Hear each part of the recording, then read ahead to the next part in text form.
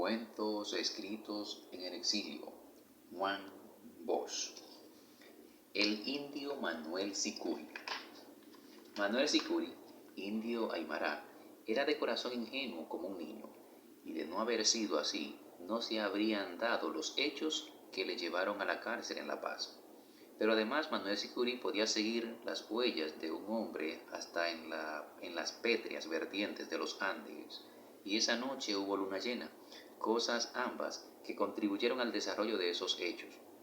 El factor más importante, desde luego, fue que el cholo Jacinto Muñiz tuviera que huir del Perú y entrara en Bolivia por el desaguadero, lo cual le llevó a irse corriendo, como un animal asustado, por el confín del altiplano, obsedido por la visión de un paisaje que le daba la impresión de no avanzar jamás.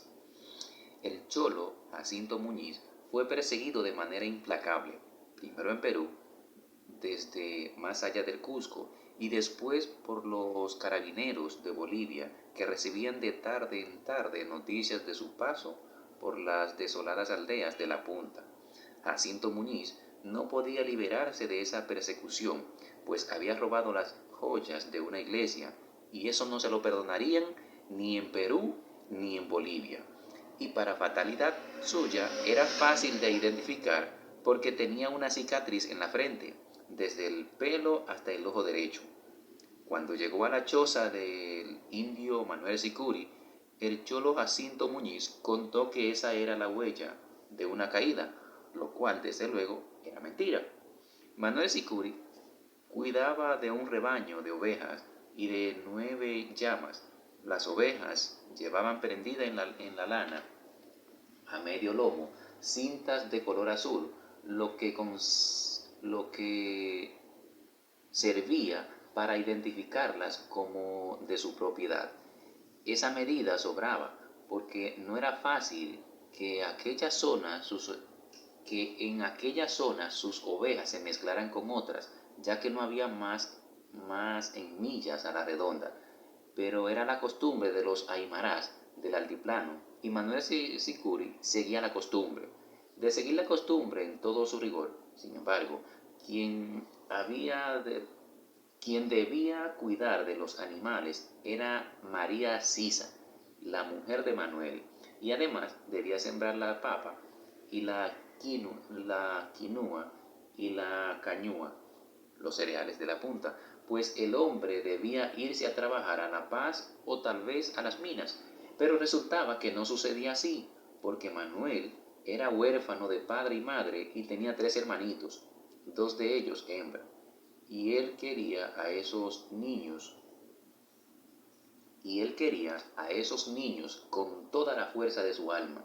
Además, María estaba embarazada. Propiamente, María tenía 7 meses de embarazo. A medida que se extiende hacia el sudoeste, en dirección a las altas cumbres de la cordillera occidental, el altiplano va haciéndose menos fértil. Es una vasta extensión llana como una mesa.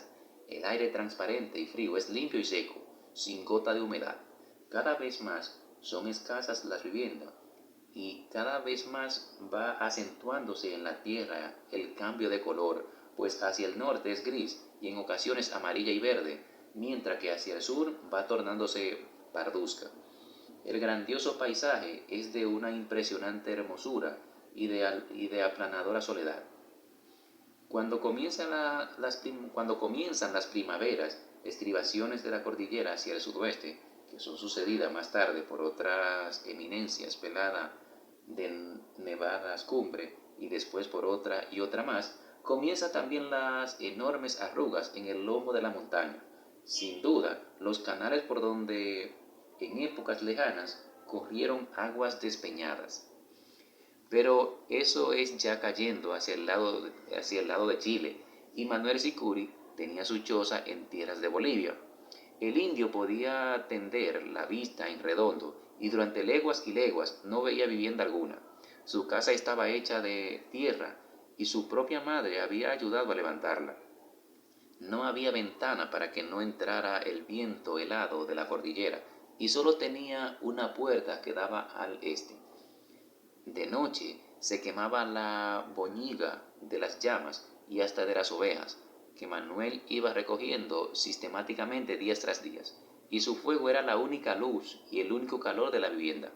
No había habitación alguna, sino que todo el cuadro encerrado en las paredes de la choza era usado en común. Los tres niños y el indio Manuel Sicuri y su mujer embarazada dormían juntos sobre pieles de oveja en el piso de tierra. En un rincón había un viejo arcón en que se guardaban ropas,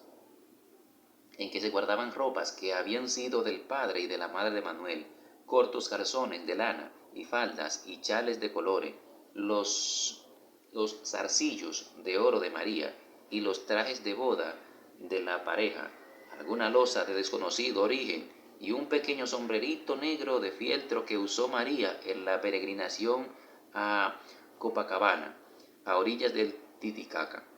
Encima del arcón se amontonaban las pieles de las ovejas que habían muerto o habían sido sacrificadas el último año. El arcón quedaba en el rincón más lejano de la izquierda según se entraba. En el primero del mismo lado estaba amontonado el chuño, y entre el chuño y el arcón la lana. La lana que pacientemente iba hilando María Sisa la mayor parte de las veces mientras se hallaba sentada a la puerta de la choza. Junto a la lana dormían los perros, dos perros flacos, con los costillares a flor de piel, que no tenían función alguna y se pasaban los días recostados o caminando sin rumbo fijo por el altiplano, a veces corriendo tras las ovejas. En el primer rincón de la derecha, con el hierro contra el piso, estaba el hacha. Esa hacha, en realidad, no tenía uso, ni nadie en la familia sabía por qué estaba allí. Tal vez el padre de Manuel Sicuri, que vivió hacia el norte, había sido leñador, aunque no era posible saber dónde, ya que en la zona no había bosques. Tal vez se la vendió a cambio de una o dos ovejas de llama a algún cholo que pasó por la región, pero el hacha era reverentemente guardada porque cierta vez, estando Manuel recién nacido, hubo un invierno muy crudo y los pumas bajaron de la cordillera en pos de ovejas, y en esa ocasión el hacha fue útil, pues con ella mató el padre a un puma que llegó hasta la puerta misma de su choza. Eso había sucedido, desde luego, más hacia el nordeste. Una vez muerto el padre, al mudarse hacia el sur, Manuel Sicuri se llevó el hacha. A menudo Manuel jugaba con ella. Ocurría que en las tardes de buen tiempo, él les contaba a los yocayas y a María cómo había sido el combate entre la fiera y su tata. Entonces, él mismo hacía el papel de puma y se acercaba rugiendo en cuatro patas, dando brincos hasta la misma puerta. Los niños reían alegremente y Manuel Sicuri también. De pronto, él salía corriendo, cogía el hacha y hacía el papel de su padre. Se plantaba en la puerta, daba gritos de cólera, blandía el alma y la dejaba caer sobre el cráneo del animal.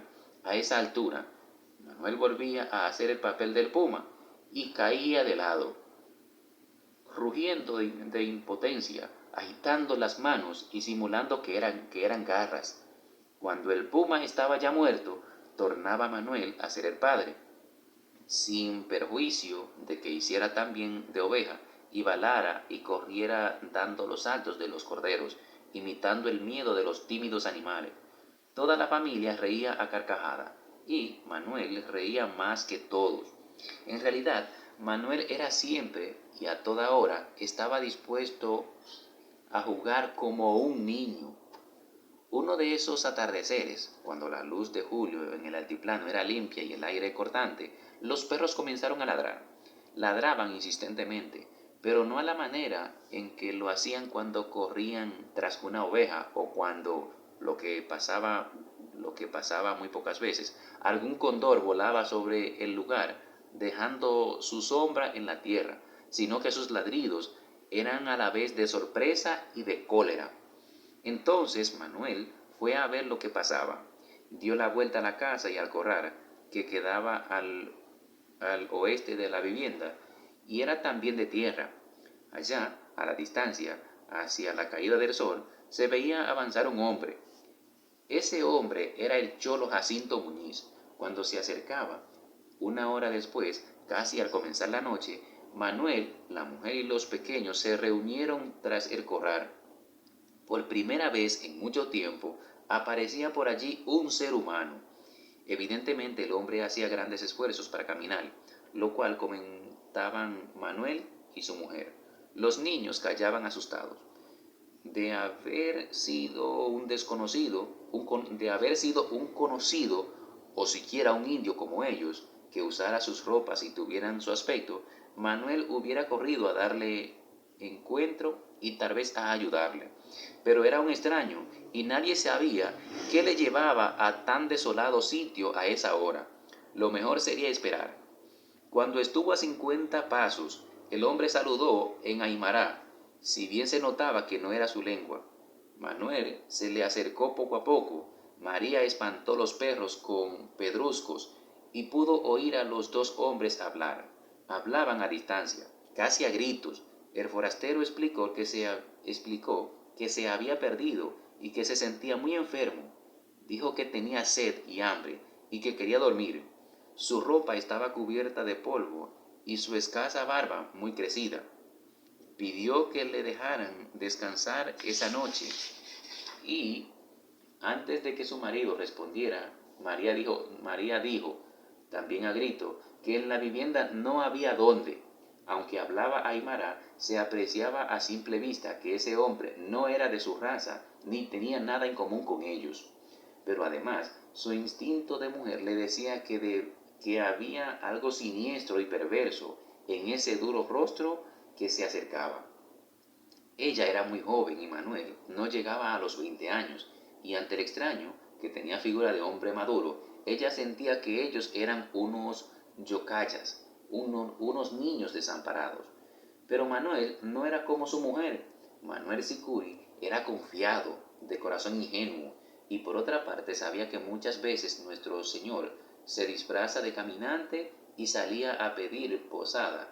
Eso había ocurrido siempre, desde que Tata Dios había resucitado, y debido a ello era un gran pecado negar hospitalidad a quien la pidiera. En suma, aquella noche el cholo peruano Jacinto Muñiz, prófugo de la justicia en 2 países, durmió sobre pieles de oveja en la choza de Manuel Sicuri. María Sisa se pasó la noche inquieta, sin poder pegar ojo, atenta al menor ruido que proviniera del sitio donde se había echado Jacinto Muñiz. Pero Jacinto Muñiz durmió, y lo hizo pesadamente, con los huesos agobiados de cansancio. Había bebido pito e infusión de coca, que la propia María le había preparado. Ni siquiera se quitó la chaqueta. Estaba durmiendo todavía cuando Manuel Sicuri salió de la vivienda. Al despertar, vio a María Sisa agachada ante una vasija de barro que colgaba de 3 hierros colocados en trípode hacia el último rincón derecho de la casucha. Abajo de la vasija había fuego de boñiga de llamas. María cocinaba chuño de carne seca de carnero. Los 3 niños estaban sentados junto a la puerta, charlando animadamente. María se levantó y se dobló otra vez hacia el fuego, de manera que se le vieron las corvas. Jacinto Muñiz se levantó de golpe y se pasó la mano por la cara. María Sisa se volvió, tropezó con la cicatriz sobre el ojo y sintió miedo. El párpado estaba encogido a mitad del ojo, y eso le hacía formar un ángulo. La parte interior del párpado resaltaba en el ángulo, rojiza, sanguinolenta, y debajo se veía el blanco del ojo, casi hasta donde la órbita se dirigía hacia atrás. Aquello por sí solo impresionaba de María increíble, pero por sí solo impresionaba de manera increíble, pero resultaba además que en medio de ese ojo desnaturalizado había una pupila dura, siniestra, fija y de un brillo perverso. María Sisa se quedó como hechizada. Entonces fue cuando el extraño explicó que se había hecho esa herida al caerse, muchos años atrás. María esperó que el hombre se pusiera de pie, se despidiera y siguiera su camino, pero él no lo hizo, sino que se quedó sentado y mirándola con una fijeza que helaba la sangre de la mujer en las venas. Ella estaba acostumbrada a los ojos honrados de su marido y a los tímidos y tristes de las ovejas y las llamas, o a los humildes y suplicantes de sus perros. Para disimular su miedo, se dirigió a los niños diciéndole trivialidades, y su sonora lengua aymara no daba la menor señal de su terror, pero por dentro el pavor la mataba. En cambio, Manuel Sicuri no sintió miedo. Ese día volvió más temprano que otras veces, y al ruido de las ovejas y al ladrido de los perros salió su mujer a decirle, con visible inquietud, que el hombre seguía en la casa y que no había hablado de irse. Manuel Sicuri dijo que ya se iría. Entró, charló con Jacinto Muñiz como si se tratara de un viejo conocido y le ofreció coca. Después, sentado en cuclillas, oyó la historia que quiso contarle el peruano. Vengo huyendo de más allá del desaguadero del Perú, explicó señalando vagamente hacia el noroeste, porque el gobierno quería matarme. Un gamonal me quitó la mujer y las tierras, y yo protesté, y por eso quieren matarme. Eso podía entenderlo muy bien Manuel Sicuri. También en Bolivia, durante siglos, a ellos les habían quitado las tierras y las mujeres, y su padre le había contado que cierta vez, cuando todavía no soñaba casarse con su madre, miles de indios corrieron por la puna en medio de la tierra, armados de piedras y palos, en busca de un presidente que huía hacia el Perú después de haber estado durante años quitándole las tierras para dárselas a los ricos de La Paz y Cochabamba. Si saben que estoy aquí, me buscan y me matan.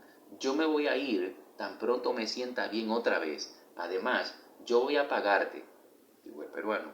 Manuel Sicuri no respondió palabra. No le gustó oír hablar de que le pagaría, pero se lo calló. ¿Y si resultaba que ese hombre con su terrible aspecto era el propio nuestro Señor, que estaba probando si él cumplía los mandatos de Dios? De manera que se puso a hablar de otras cosas. Dijo que esa noche seguramente habría helada, porque había cambio de luna decreciente a llena, y la luna llevaba siempre frío. Con efecto, así ocurrió. Manuel oyó varias veces a las ovejas balar y se imaginaba la puna iluminada de toda su extensión mientras el helado viento la barría. Muy tarde se quejó uno de los yocaya. Manuel se levantó a abrigar al grupo y el peruano preguntó, en la sombra, qué ocurría. A Manuel le inquietó largo rato la idea de que el peruano no estuviera dormido, pero se abandonó al sueño y ya no despertó hasta el amanecer. El frío era duro y hasta el horizonte se perdían los reflejos de la escarcha. Había que esperar que el sol estuviera alto para salir y como se veía que el día iba a ser brumoso, tal vez de poco o ningún sol fuerte, Manuel empezó a llevar afuera las papas de la última cosecha para convertirlas en chuño, deshidratándolas en el hielo. En ese trabajo estaba, a eso de las 7 de la mañana, cuando los perros comenzaron a ladrar mirando hacia el norte. También Manuel miró.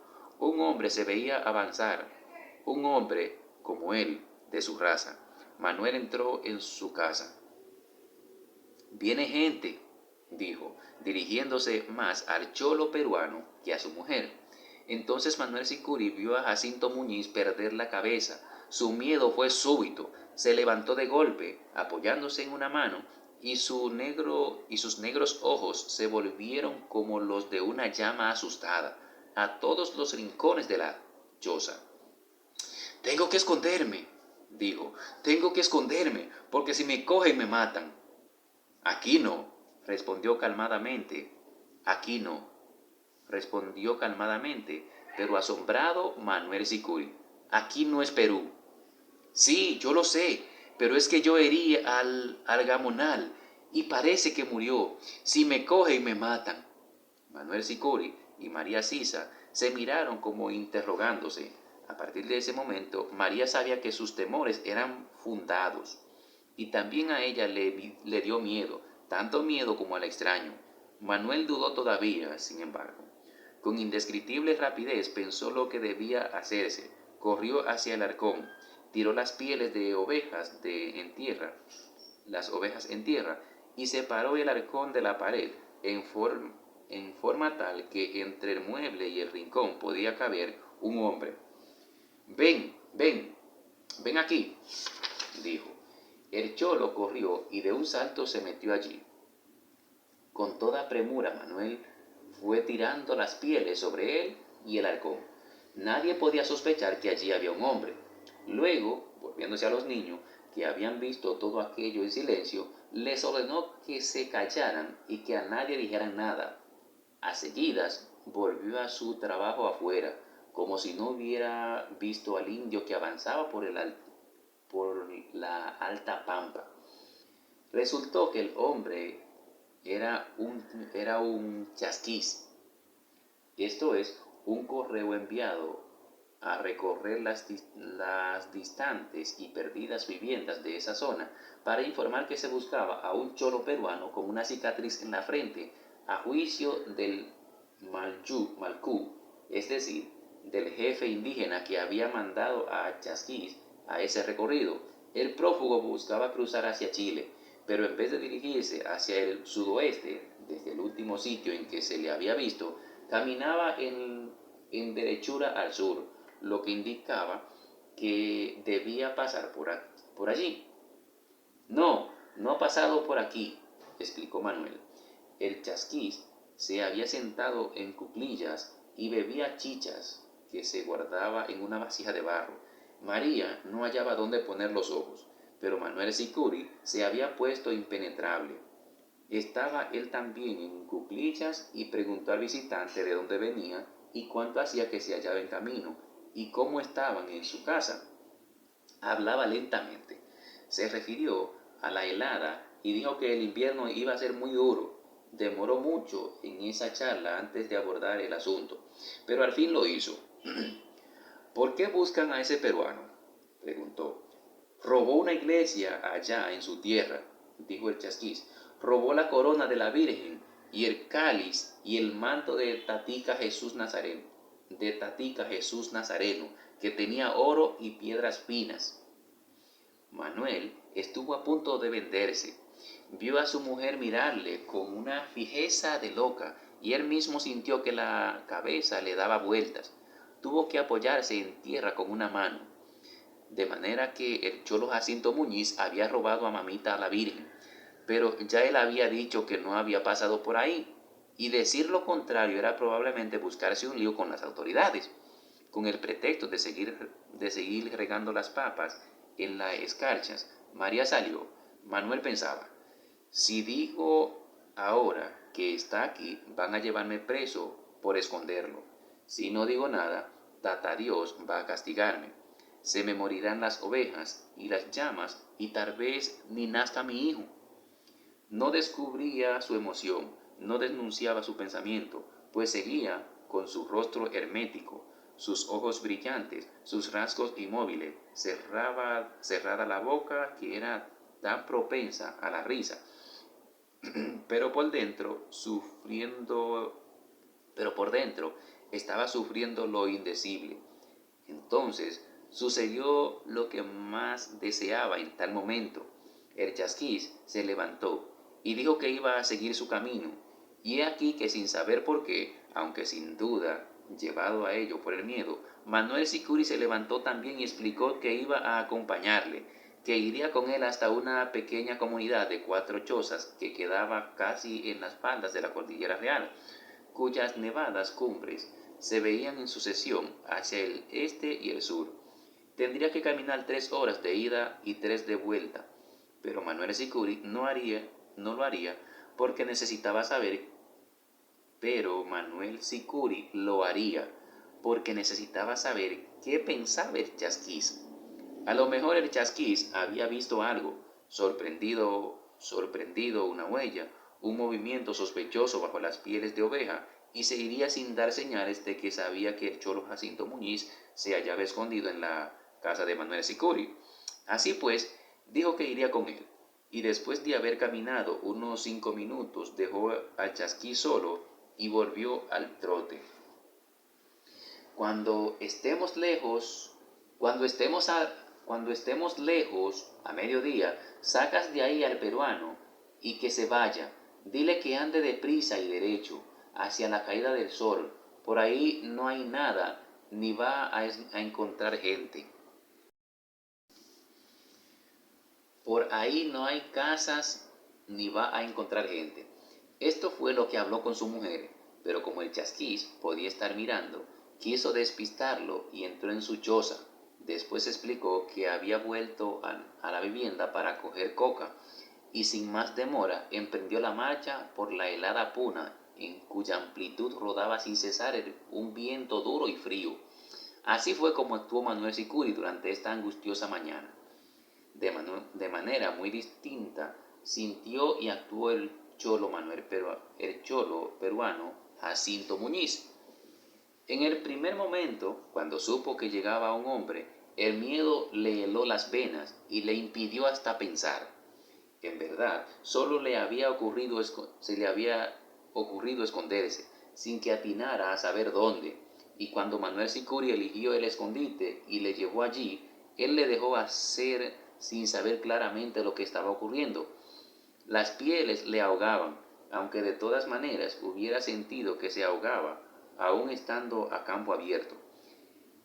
Él, oy- Él oyó al chasquís llegar y en ese momento su miedo aumentó a extremos indescriptibles. Le oyó hablar de él mismo y entonces empezó a olvidar su terror y a poner toda su vida en sus oídos. ¿Cuánto tiempo transcurrió así, sintiéndose presa de un pavor que casi le hacía temblar? Era algo que él no podía decir. Sintiéndose presa de un pavor que casi le hacía temblar, era algo que él no podía decir. Pero es el caso que cuando Manuel Sicuri dijo que no había pasado por allí, sintió que empezaba a entrar en calor y 5 minutos después estaba sereno, otra vez dueño de sí y dispuesto a cometer y a luchar si alguien pretendía cogerle. La conversación entre Manuel Sicuri y el chasquís debió durar media hora, y antes de que hubiera transcurrido la mitad de ese tiempo, el cholo Jacinto Muñiz se sentía seguro. Muchas palabras se le perdían, puesto que él no hablaba aymara como un indio, sino lo necesario para entenderse con ellos, y mientras los dos hombres hablaban y él seguía a saltos la charla, comenzó a pensar en otra cosa. Sería más propio decir que comenzó a sentir otra cosa.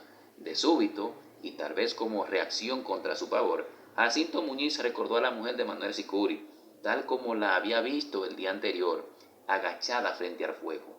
Ella le daba la espalda y su posición era tal que la ropa se le subía por detrás hasta mostrar las corvas. Jacinto Muñiz había pensado: tienes buenas piernas esa india. Idea que le estuvo rodando todo el día y toda la noche, al extremo de que lo tenía despierto cuando Manuel Sicuri se levantó para abrigar a los niños. Ahí, en su escondite, Jacinto Muñiz veía de nuevo las piernas de la mujer e incontenibles oleadas de calor le subían a la cabeza. Al final ya no tenía más que eso en la mente y en el cuerpo. Pero Jacinto Muñiz no pensaba atacar a la mujer. En el fondo de sí mismo lo que le preocupaba era huir, salvarse, alejarse de allí tan pronto como pudiera, sobre todo después de saber que la mujer y su marido estaban enterados de cuál había sido su crimen. La idea de atacarla le vino más tarde, cuando, a poco de haberse ido Manuel Sicuri con el chasquís, la mujer retiró las pieles que lo cubrían y le dijo que saliera. Ella le explicó que debía irse y por dónde y a qué hora. Y cuando él preguntó por Manuel, ella cometió el error de decirle que estaba acompañando al chasquís. Con su repelente ojo de párpados cosido, Jacinto Muñiz miró fijamente a María. María tenía el negro pelo partido al medio y anudado en moño sobre la nuca. Era de piel cobriza, tirando a rojo, de delgadas cejas rectas y de ojos oscuros y almendrados, de alto de altos pómulos, de nariz arqueada, dura pero fina, y de gran boca saliente.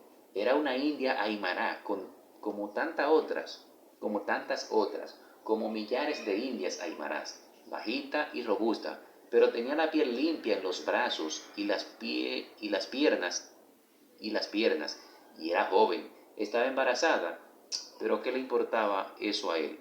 Un hombre acosado, un hombre en peligro que estaba huyendo hacía casi un mes.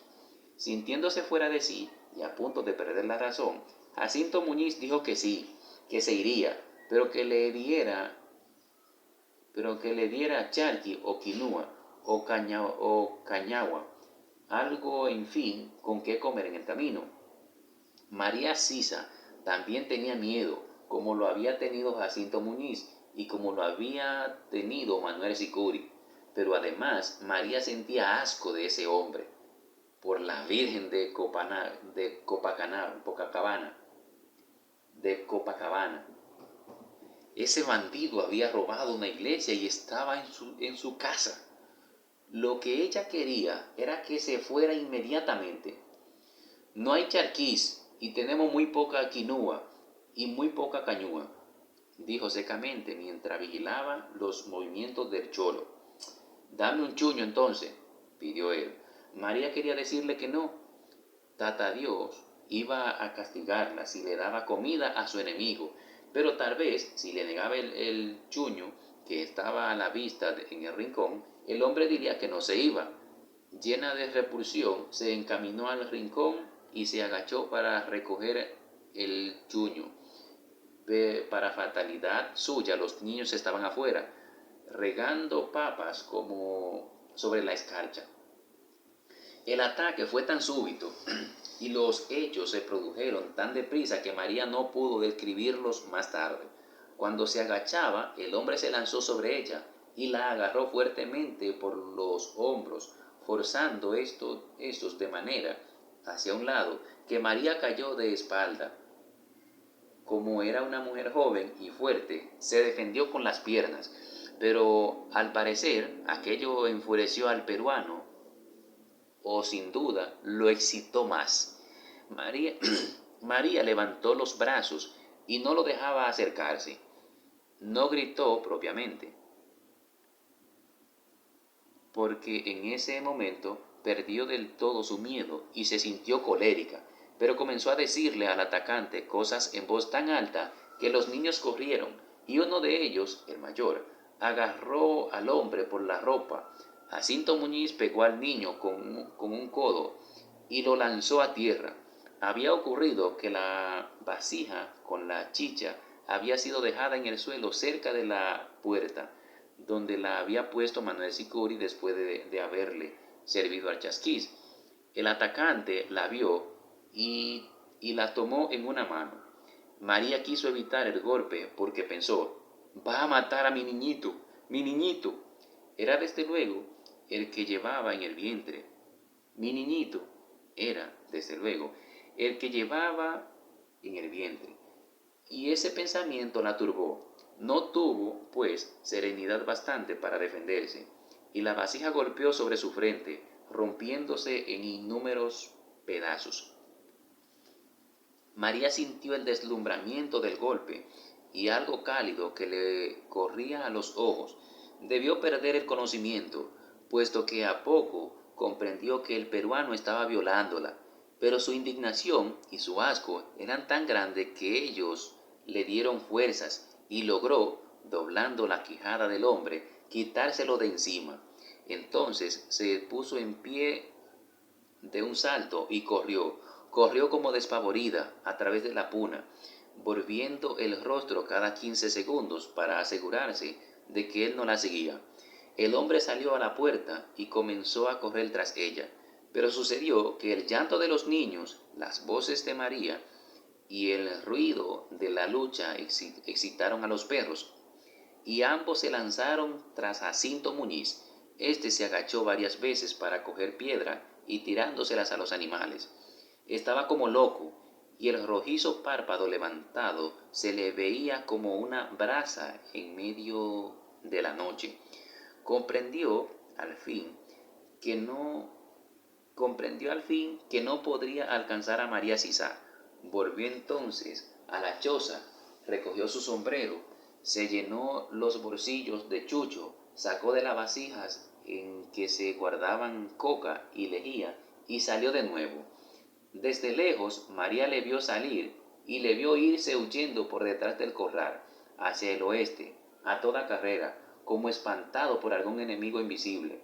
En el día sin sol, pero sin niebla, su figura se fue alejando, tornándose cada vez más pequeña, mientras la mujer lloraba de miedo y de vergüenza sin atreverse a volver a su choza.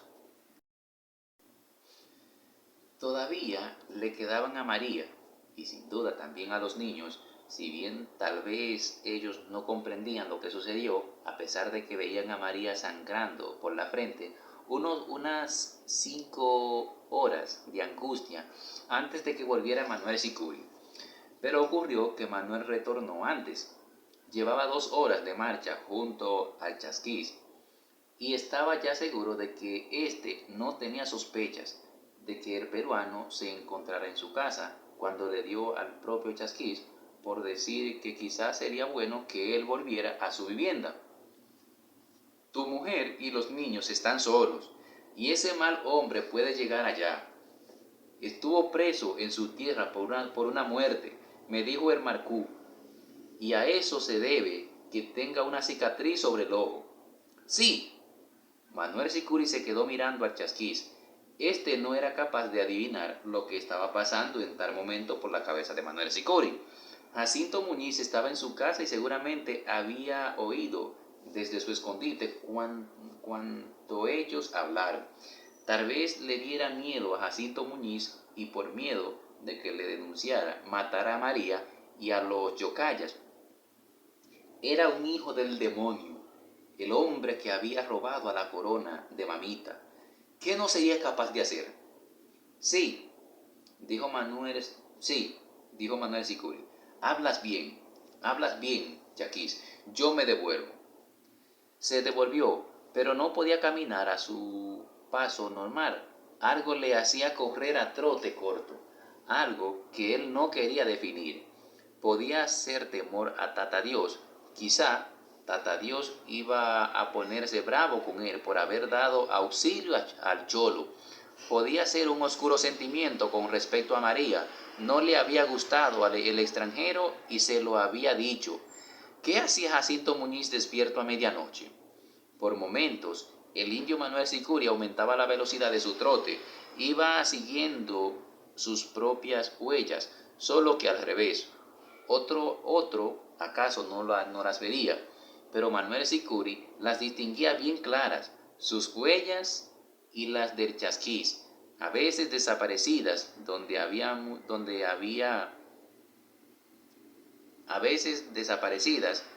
muchas piedras, esas menudas y abundantes piedras del altiplano, y a trechos grabadas en el polvo o en las plantas rastreras que quedaban aplastadas durante largo tiempo después de haber sido pisadas.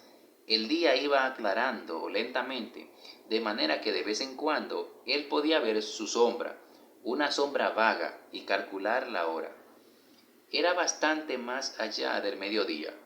El viento seguía fuerte y frío, pero el trote le producía calor.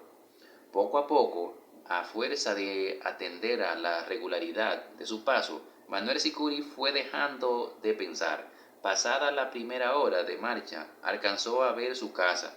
Se veía como de humo, perdida en el horizonte y muy pequeña. No había nadie cerca. No se distinguían ni las llamas, ni las ovejas, ni a María. Tal vez nada había sucedido. Mantuvo su paso. Lentamente la choza fue destacándose y creciendo, y la puna ampliándose. A la vez que la luz iba aumentando y los nacientes colores de la tierra, muy débiles de por sí, iban cobrando seguridad. Oyó los perros ladrar y después los vio correr hacia él. Cuando llegó a la puerta, iba a reírse contento, pues nada había ocurrido. María estaba en cuclillas, de espalda, y los niños silenciosos se agrupaban en un rincón. Pero entonces María volvió el rostro y Manuel Sicuri vio la herida en su frente. ¿Cómo fue?, preguntó. Su mujer empezó a llorar sin hacer gesto alguno. ¿El peruano? ¿Fue el peruano? Ella dijo que sí con la cabeza. Después, secándose las lágrimas, se puso a relatar el atropello. Los niños la oían sin moverse de su rincón. Al principio, Manuel oyó a María sin decir palabra, pero el aspecto que iba cobrando su rostro denunciaba fácilmente lo que sucedía en su interior. Comenzó como si un golpe lo hubiera atontado. Después los ojos se le fueron transformando y cobrando un brillo metálico que nunca antes había tenido. La boca se le endurecía segundo a segundo. María Sisa contaba y contaba, con sus rutilantes y cortantes palabras aymara, sin alzar la voz, gesticulando a veces, señalando de pronto el rincón de los chuños donde había sido atacada. Llevaba, llevaba todavía la palabra cuando Manuel Sicuri vio el hacha, aquella hacha con que su padre había dado muerte al puma, y dejó a María Sisa con la palabra en la boca antes de que se acercara al final del relato. Y dejó a María Sisa con la palabra en la boca antes de que se acercara al final del relato. De un salto, Manuel Sicuri corrió al rincón y cogió el hacha. ¿Por dónde se fue? ¿Por dónde se fue?, preguntó el indio con la ansiedad del perro de caza que ha olfateado en el lugar la presencia de la pieza. Entonces el mayor de los yocayas, que había estado silencioso, intervino para señalar con su bracito mientras decía que hacia allá, hacia la cordillera occidental. Manuel se echó el hacha al hombro y corrió. Dio la vuelta a la vivienda. Pasó tras el corral. Se detuvo un momento para reconocer las huellas y emprendió de nuevo el trote. Ya no perdería las huellas ni durante un minuto. De nada valió que María Sisa corriera tras él y le llamara a voces, animados como si se tratara de un juego. Los perros Animados como si se tratara de un juego, los perros corrieron también, soltando ladridos, pero no tardaron en regresar. Por la alta planicie, a esa hora iluminada en toda su extensión por el sol de invierno, se perdió Manuel Sicuri tras las huellas de Jacinto Muñiz. A la caída de la tarde, alcanzó a ver una figura moviéndose en la lejanía. Pronto iba a oscurecer, pero sin duda que ya estaba subiendo. Tras la que ya estaba subiendo.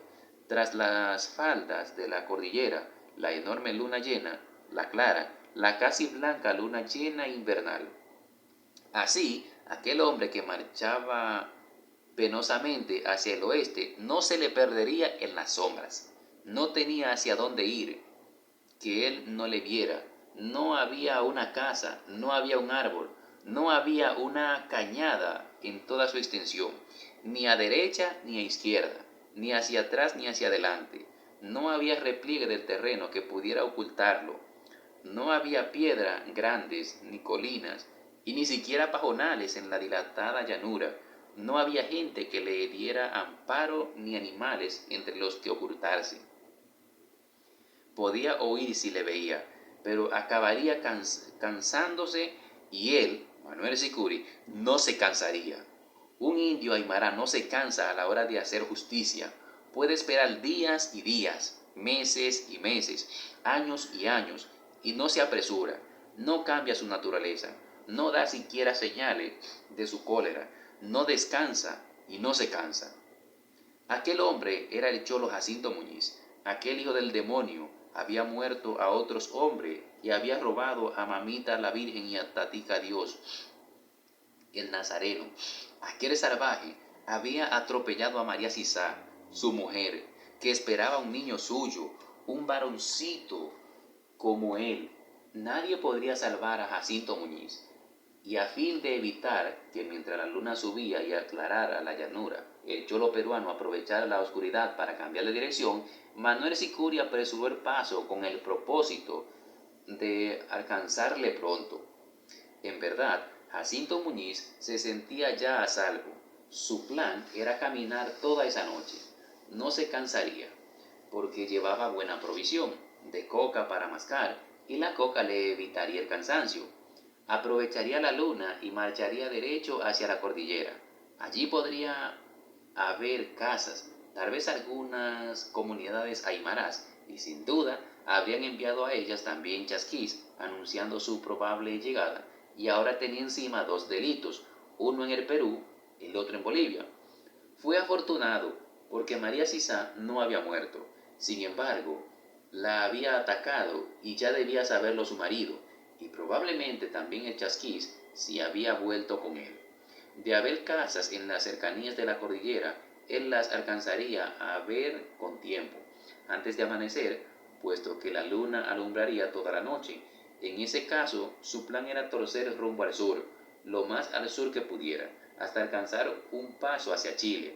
Jacinto Muñiz ignoraba que para bajar a Chile hubiera debido tomar rumbo sudoeste desde el primer momento, y que aún así no era fácil que lograra salir de Bolivia sin ser apresado. No importaba, tenía coca y chuño. Luego podía resistir mucho todavía. Tan seguro estaba de su soledad que no volvía la vista. Tal vez de haberla vuelto, otra hubiera sido su destino. Otro hubiera sido su destino. Oscureció del todo y la noche y la luna no salió. Y la luna no salía. Durante media hora Manuel Sicuri trotó derecho hacia el poniente. Sabía que esa era la dirección que llevaba el peruano y que no iba a cambiarla. Se lo decía su instinto, se lo decía el corazón. Arreció el frío, comenzó a arreciar en el momento mismo en que el sol desapareció tras la mole de las montañas. Y Manuel Sicuri se dijo que esa noche habría helada otra vez. Y Manuel Sicuri se dijo que esa noche habría helada otra vez. El frío le quemaba las desnudas piernas, pero apenas lo sentía. Estaba acostumbrado y, además, esa noche no le afectaría nada. Mientras trotaba, volvía la mirada hacia la cordillera real, que le quedaba a la espalda. Sabía que la luna no tardaría en iluminar sus altos picos. Poco a poco, la luna fue mostrando su radiante y dulce faz. Fue elevándose como una gran ave de luz, apagando en sus cercanías las rutilantes estrellas que habían comenzado a aparecer.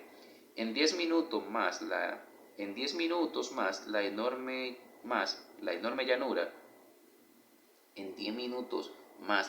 llanura, la fría, la solitaria puna, estaba llena de luz de un confín a otro.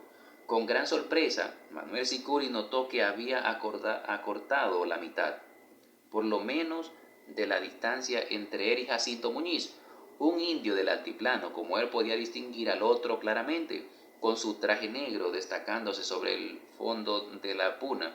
Entonces Manuel apresuró su trote, exigió de sus duras piernas mayor velocidad. De rato en rato iba pasándose el hacha del hombro derecho al izquierdo, o del izquierdo al derecho. En el mango y en el hierro del hacha destallaba la luna. Manuel Sicuri no habría podido calcular la distancia en términos nuestros, porque no los conocía, pero a eso de las 7:30, y entre él y el peruano no había 2 kilómetros de distancia. La solitaria cacería se aproximaba, pues, a su fin. Él lo sentía, él veía ya el final, y sin embargo su corazón no se apresuraba. Iba natural y resueltamente a convertir su resolución en hechos, y eso no le excitaba, porque él sabía porque él sabía que así debía suceder y así tenía que suceder. Pero cuando la distancia se acortó más aún, lo cual era posible porque Jacinto Muñiz iba a paso normal, mientras Manuel Sicuri corría al trote, el prófugo huyó las pisadas de su perseguidor, y quizá no las oyó, sino que intuyó el peligro. El caso es que se detuvo y miró hacia atrás. Por el momento no debió ver nada, porque estuvo quieto, sin duda recorriendo con la vista la llanura durante algunos minutos, pero al cabo de rato, algo, algo columbró, una mancha de la cual salían brillos, marchaba hacia él. ¿Qué era? ¿Se trataba de alguna llama que pastaba a esa hora en la puna? Él no era práctico, no conocía la vida del altiplano. Podía ser una llama o un hombre, podía ser incluso un animal feroz, un perro perdido o un puma. Lo que se movía avanzaba rápidamente y él lo veía sin distinguirlo. Sintió miedo. ¿Quién es? Gritó en castellano y al rato preguntó a voces en aymara quién era, pero no le contestó nadie. Su voz se perdió, desolada, trágicamente sola, en aquel desierto enorme. La hermosa luz lunar hacía más patética esa voz angustiada. ¿Quién es? ¿Quién es? Gritó de nuevo. Manuel Sicuri avanzaba sin tregua. El monstruo estaba allí, parado, sin moverse. Estaba esperando. Tati Calió lo tenía esperando, clavado a tierra. Nadie salvaría a ese animal, a ese criminal que había robado a la Virgen y que había atropellado a María Sisá, a su mujer María Sisá, que iba a tener un niñito suyo. Ya estaba a 500 metros, tal vez a menos, y Manuel Sicuri, que se sentía seguro de que la presa no se iría, gritó entonces, sin dejar de correr: «¡Soy yo, Manuel Sicuri, asesino! ¡Soy yo que vengo a matarte!». Claro, a esa distancia no era posible ver el rostro de Jacinto Muñiz, pero Manuel Sicuri podía adivinar cómo se había descompuesto, pues para que sufriera le había dicho él quién era, para que padeciera sabiendo que le había llegado su hora. Jacinto Muñiz quedó confundido, pensó que lo que llevaba el indio sobre el hombro era un fusil, y en ese caso, ¿de qué le valía echar a correr? Pero vio que el indio seguía su trote, distinguía ya su figura, un ente casi fantasmal, azul, gracias a la luz de la luna, azul y negro, un ser terrible, una especie de demonio seguro de sí, cuyas piernas brillaban, algo indescriptible y sin embargo espantoso, de marcha igual, inexorable, mortal. «No, no me mate, hermanito, no me mates». Jacinto Muñiz dijo esto en español, y a seguida se tiró de rodillas, las manos juntas, temblando, empavorecido. Toda esa noche era pavorosa, toda aquella inmensidad solitaria aterrorizaba. Toda la dulce luz de la luna era un espanto. Él mismo oyó su voz como saliendo de otra parte. «No me mates, hermanito. Te doy la corona, hermanito. Toma la corona». Así de rodilla como estaba, y con Manuel Sicuri ya a 20 metros de distancia, metió la mano en el pecho y sacó de él algo brillante, rutilante. Era la corona de la Virgen, la que había robado. La joya destelló, y cuando Jacinto Muñiz la lanzó, fue como un pedazo de luna cayendo, rodando saltando por la puna, pero Manuel Sicuri no se detuvo a cogerla. Entonces el peruano se puso de pie y echó a correr, trazando círculos, unas veces casi al norte y otras hacia el este, yendo al sur, ya de nuevo al poniente, ahogándose, loco de terror. Jacinto Muñiz huía, pero he aquí que a medida que huía aumentaba su pavor, su propia sombra moviéndose ante él cuando se dirigía al oeste, le llenaba el espanto, el helado viento zumbándole en los oídos contribuía a su miedo. Por encima de ese zumbido oía claramente las regulares y veloces pisadas de Manuel Sicuri, cuyo tremendo silencio era el de una fiera. «Hermanito, no me mate», clamaba él, volviendo el rostro sin dejar de correr, más aterrorizado al percatarse de aquel indio que no llevaba fusil, sino una hacha. Pero Manuel Sicuri no contestaba, no decía nada, solo le seguía infatigablemente, convertido por las sombras y la luz de la luna en un fantasma tenebroso. Jacinto Muñiz tropezó con algunos pedruscos, resbaló y se cayó. Manuel Sicuri se acercó a 10 pasos, tal vez a 8. Jacinto Muñiz logró incorporarse y se lanzó hacia el sur, derecho hacia el sur. Él delante y Manuel Sicuri atrás. Recorrieron en línea recta 10 minutos, 15 minutos, 20 minutos, y cada vez el indio estaba más cerca, cada vez sus pisadas eran más fuertes.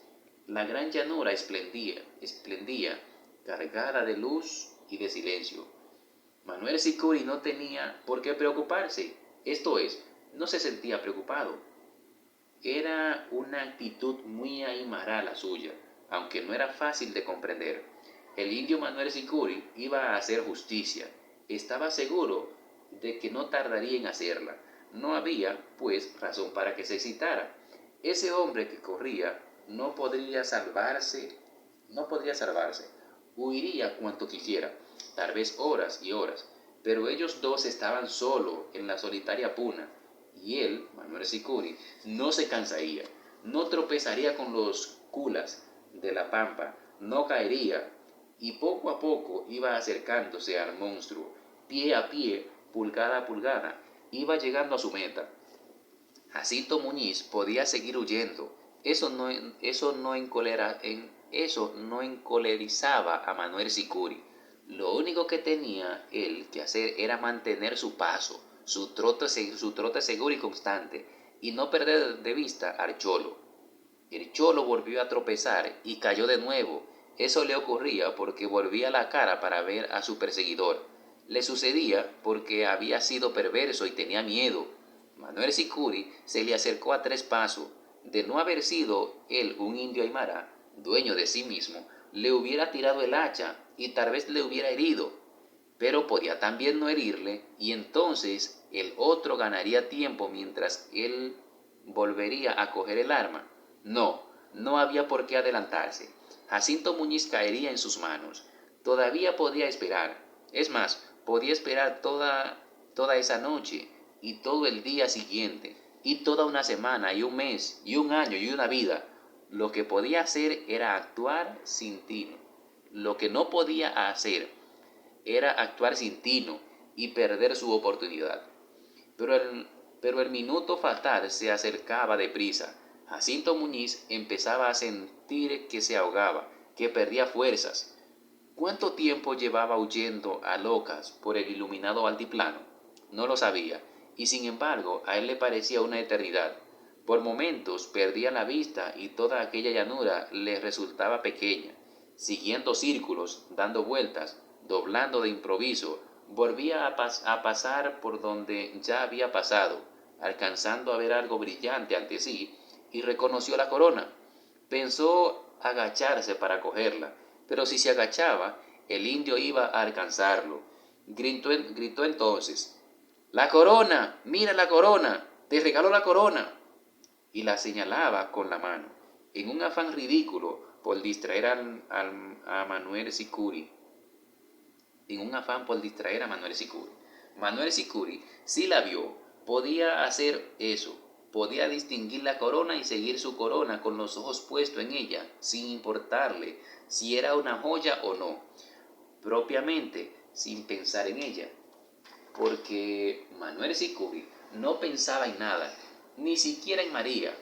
Ya había, ya había pensado cuando cogió el hacha al salir de su casa. Lo que tenía que hacer ahora no era pensar, sino actuar. De manera inapreciable, la luna había ido ascendiendo por un cielo brillante que iba limpiando el aire frío. Subía y subía, mientras abajo los dos hombres corrían. Al fin, a eso de las 10, Manuel Sicuri se hallaba a un paso de Jacinto Muñiz, pero ni aun en tal momento pensó estirar los brazos y usar su hacha. Todavía no. Era necesario estar seguro, golpear firme. Pero como el momento de actuar se acercaba, se quitó el hacha del hombro y la sujetó por el hierro con la mano izquierda y por el cabo con la derecha. Jacinto Muñiz volvió una vez más la cabeza y en ese instante comprendió que no había salvación para él. Entonces retornó a ser, de súbito, el hombre audaz y duro que había causado muerte y robado a la iglesia. Entonces retornó a ser, de súbito, el hombre audaz y duro que había causado muerte y robado una iglesia. Lo pensó con toda rapidez, o quizás ni llegó a pensarlo, porque lo llevaba en la sangre. Se dijo, solo luchar puede salvarme. Y de golpe paró, en seco, y dio media vuelta. Pero Manuel Sicuri había pensado que eso podía suceder, o tal vez, como Jacinto Muñiz no lo había pensado, sino que lo llevaba por dentro. Es el caso que cuando el otro se detuvo, él saltó de lado, con un brinco dado a dos pies, rápido como el de un bailarín.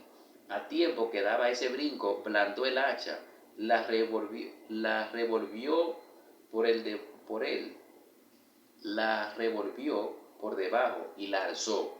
En tal momento Jacinto Muñiz se lanzó sobre él, y a la luz de la luna, Manuel Sicuri vio algo que brillaba en su mano. Como un relámpago le cruzó por la cabeza la idea de que se trataba de un cuchillo, y como un relámpago también saltó hacia atrás y dejó caer el hacha. El golpe fue seco, como un relámpago. Como un relámpago le cruzó por la cabeza la idea de que se trataba de un cuchillo, y como un relámpago también saltó hacia atrás y dejó caer el hacha. El golpe fue seco, en el hueso del antebrazo, y Jacinto Muñiz cayó sobre su costado derecho, aunque no del todo, sino doblado, casi de rodillas. A seguidas el peruano avanzó a gatas y con la mano izquierda se agarró al pie derecho de Manuel Sicuri. A seguida el peruano avanzó a gata y con la mano izquierda se agarró al pie de Manuel Sicuri. Se sujetó allí con la fuerza de un animal salvaje. Manuel Sicuri temió que iba a caerse, y para librarse de ese peligro volvió a blandir el hacha y la dejó caer en el brazo izquierdo del cholo. Lo hizo con tal fuerza que oyó el chasquido del hueso. ¡Asesino!, gritó Jacinto Muñiz, levantando la cabeza. Manuel Sicuri le vio esforzarse por ponerse de pie, apoyándose con los codos. Estaba ahí, pegado a él, con los brazos inutilizados, y todavía sus siniestros ojos resplandecían, y en todo su rostro, iluminado por la luna, podían apreciarse el odio y la maldad. Entonces Manuel Sicuri levantó de nuevo el hacha y golpeó. Esta vez lo hizo más seguro de sí. Golpeó en el cuello, cerca de la cabeza, inclinando el hacha con el propósito de que por lo menos una punta penetrara algo en el pescuezo del cholo. La cabeza de Jacinto Muñiz se dobló como la de un muñeco y golpeó la tierra.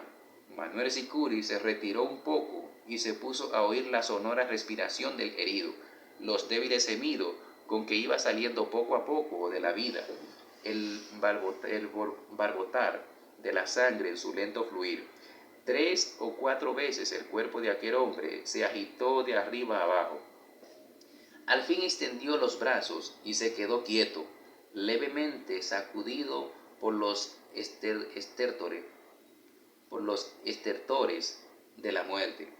Al cabo de un cuarto de hora, cuando comprendió que no había peligro de Jacinto Muñiz se levantara a luchar de nuevo, Manuel Sicuri se sentó cerca de su cabeza y se puso a oír cada vez más apagada respiración del moribundo. Puesto que iba a morir ya, Manuel Sicuri no volvería a golpearle, pero no se movería de allí mientras no estuviera seguro de que había expirado. La gran puna se dilataba bajo la luna y el viento frío sacudía la ropa del caído. Pero Manuel Sicuri no se movería, sino cuando supiera a ciencia cierta que su justicia estaba hecha. Casi a medianoche el ruido de respiración cesó del todo. El cuerpo se movió ligeramente y sus piernas temblaron. Manuel Sicuri puso su mano sobre la parte del rostro de Jacinto Muñiz que daba arriba y advirtió que ese rostro estaba frío como la escarcha. Entonces, a un mismo tiempo, Manuel comenzó a preparar su aculico de coca y ceniza y a pensar en María. En toda esa noche no había pensado en ella. Manuel Sicuri esperó todavía cosa de un cuarto de hora más, al cabo del cual, convencido de que el cholo Jacinto Muñiz jamás volvería a la vida, se levantó, se puso su hacha en el hombro y salió en busca de la corona. Había que devolvérsela a mamita, pensó, y con la luna ya casi a medio cielo, el indio emprendió el retorno. Su mal estuvo en que no trotó a la vuelta, porque pensaba que llegaría a su casa a la salida del sol.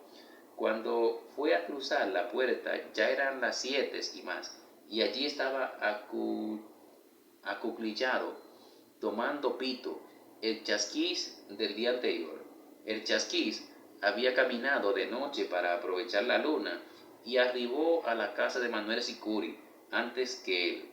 El chasquís vio el hacha ensangrentada y Manuel Sicuri sabía que a un indio aymara de 40 años se le podía engañar una vez, pero no dos.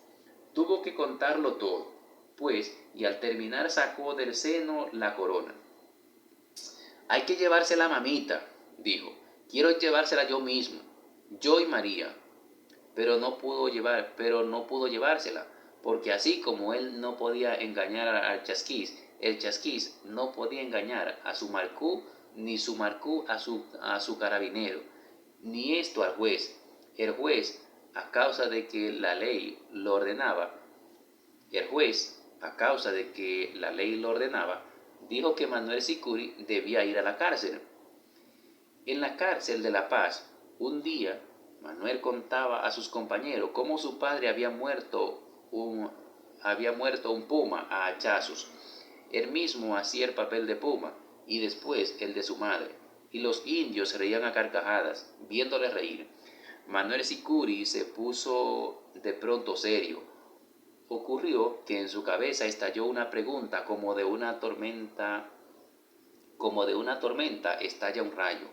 Una pregunta para la cual él no hallaba respuesta, pues sucedía que su padre había muerto un puma a hachazos y nadie le había dicho nada y todo el mundo halló muy bien que lo hubiera hecho y no lo separaron a causa de ellos de su yocaya de él, Manuel Sicuri, que estaba recién nacido, y no lo separaron a causa de ello de su yocaya, de él, Manuel Sicuri, que estaba recién nacido. Con la misma hacha, él había dado muerte a una fiera peor que aquel puma, y aquí que el juez lo había hallado mal y lo había separado de su yocaya, tan pequeñito y tan desvalido. ¿Por qué Tatica Dios sucedían cosas así? Pero Manuel Sicuri no hizo la pregunta en voz alta, se había quedado súbitamente mudo. Se encaminó a una ventana, se sentó allí, junto a las rejas, extrajo de su bolsillo coca y lejía, y se puso a preparar el aculico. Sobre los techos de La Paz comenzaba a caer en tal momento una lluvia fina.